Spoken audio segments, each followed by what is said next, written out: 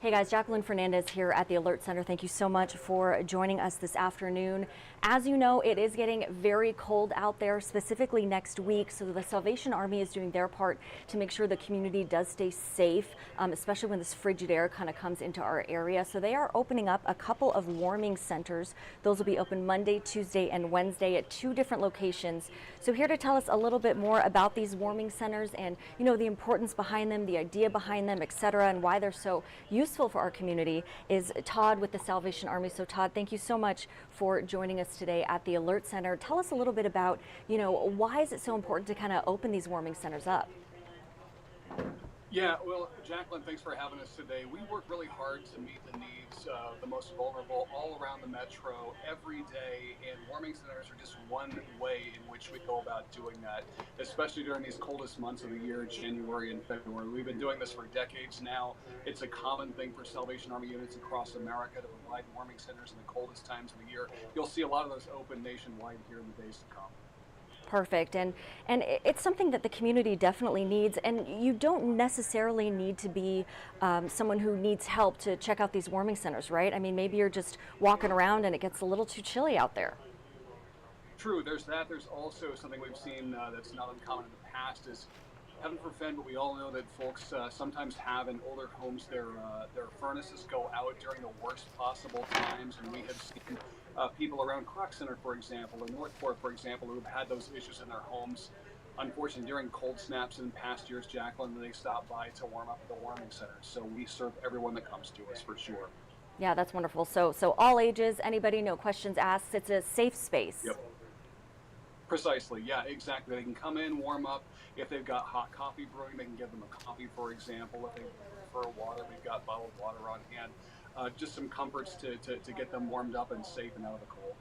Okay, so you do have some some warm beverages available if people need it then. Yeah, we can't guarantee that because, for example, if folks arrive like right when a center opens, for example, Northport will open at 8:30 a.m. on Monday as a warming center on the 6th. They may not have the coffee on right off the bat, for example, so we might have it right off the bat, but later on that morning we probably would. What's more, if I may, at Northport, they always serve roughly 11:30 every weekday morning. They have a community meal that all are welcome to go to. They cook up about sometimes more than 100 of those meals in their kitchen there in the gym. So if people want to come in and use the warming center and then stay also for a warm home cooked meal around noontime on Monday, Tuesday, Wednesday, they're welcome to do so. Gosh, that's really a great service that you provide for the community. Yeah. Tell us a little bit more about these warming centers, and just can you reiterate for me, I guess, that how important it is to have these open? I mean, this is a safety issue. It is. We know that sub-freezing temperatures, Jacqueline, can be very dangerous, for example, for the elderly, for the very young, for people with specific medical conditions, especially if they're unhoused.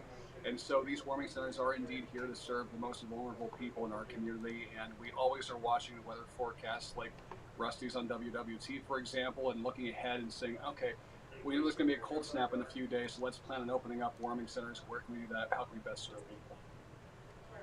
Okay, wonderful. Is there anything else that you wanted to add, or anything that you think the public should know?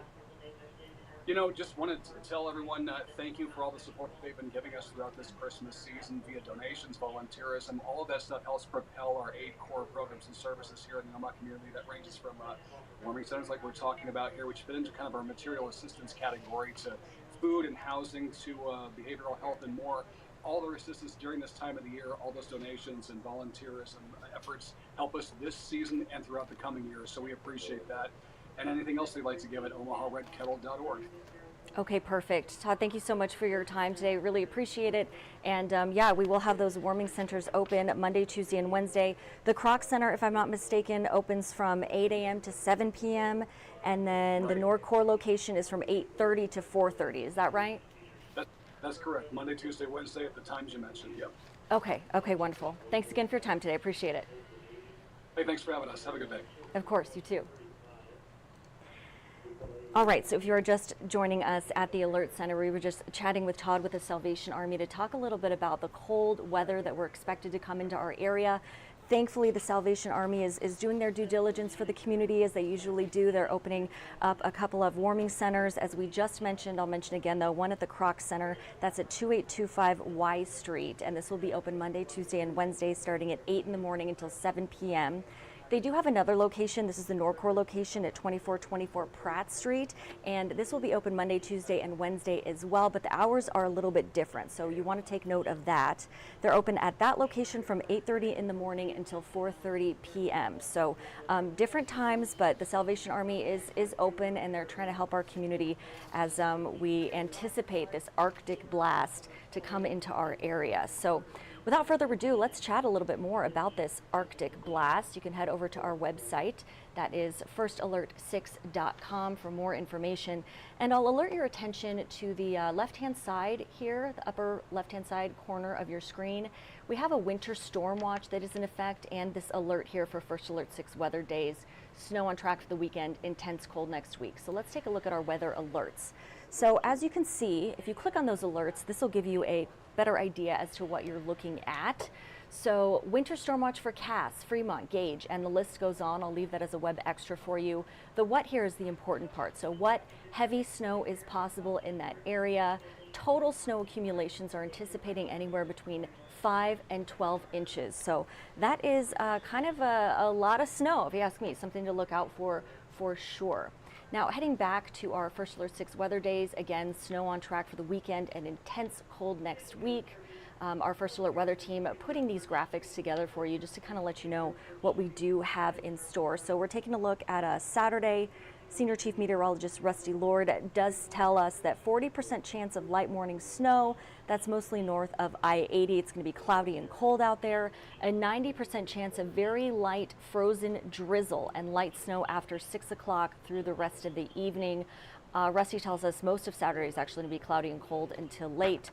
Then Sunday is that 6 First Alert weather day, right? So again, we do have this on our website, firstalert6.com. Snow all morning into the early afternoon, 1 to 3 inches in the metro with higher totals south, expecting a high of 15, and that unfortunate wind gusting to about 30 miles per hour. So a lot to look out for there.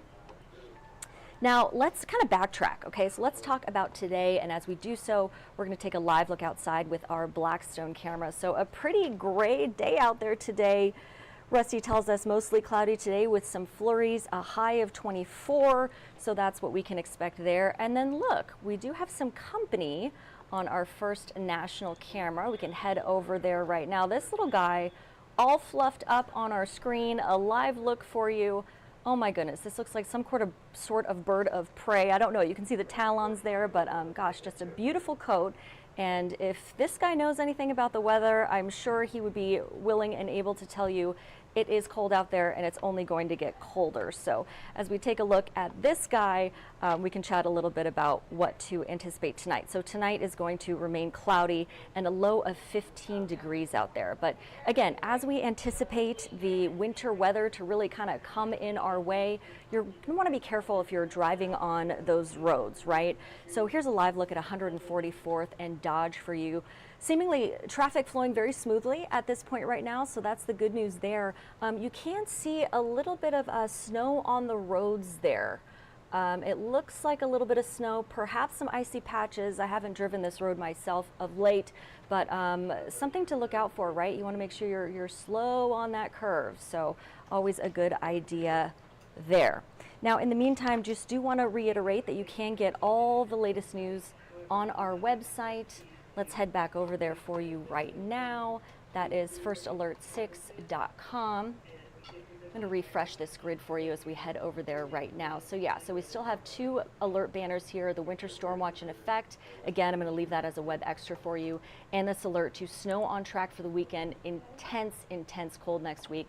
So something to just keep in mind as you're gearing up for the work week and gearing up really into the weekend. At this point, I will say our top story right now, Speaker Mike Johnson trying to save his job as a new Congress convenes. So this is going to be interesting to see if the Speaker does keep his job and if someone else will be elected to that position. Again, you can always go there for our top headlines as well. scroll down, get the latest videos, etc. Oopsies. Go back and make this full screen for you. Let's head back to our homepage. Boop. There we go. For the latest on weather, though, I would recommend coming to our homepage again. First Alert 6 weather, you can click there, and then Rusty and the meteorological team has this kind of all laid out for you. You have the hourly if you're interested, the 3-day precipitation, the dew point, the wind, so you kind of know what to look out for. And here's the radar. You can sort of play this out if you'd like to get a little bit more information about what we have anticipated in our area. So there are a lot of hands-on ways that you can kind of take a look for yourself and just kind of see what we are anticipating. And as I mentioned, you'll want to stay tuned for our broadcast at 3 o'clock. We'll have all the latest information for you regarding weather updates and the latest top stories, etc. In the interim, just want to say thank you so much for joining us at the Alert Center today, and bundle up out there. It's going to get a lot colder. See you soon.